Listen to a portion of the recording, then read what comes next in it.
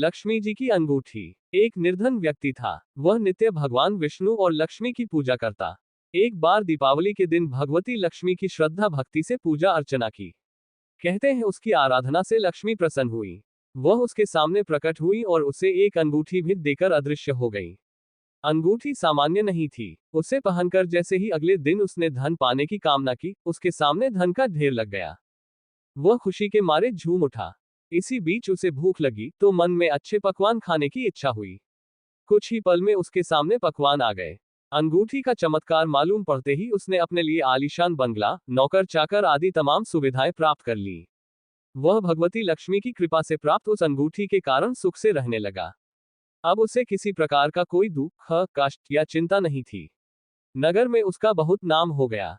एक दिन उस नगर में जोरदार तूफान के साथ बारिश होने लगी। कई निर्धन लोगों के मकानों के छप्पर उड़ गए। लोग इधर उधर भागने लगे।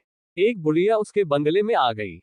उसे देख वह व्यक्ति गरज कर बोला, ऐ बुढ़िया, कहाँ चली आ रही है बिना पूछे?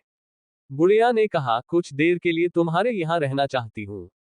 लेकिन उसने उसे बुरी तरह डांट डपट दिया। उस बुढ़िया ने कहा, मेरा कोई आसरा नहीं है।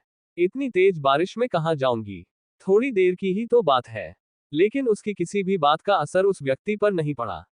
जैसे ही सेवकों ने उसे द्वार से बाहर किया, वैसे ही जोरदार बिजली कौंधी।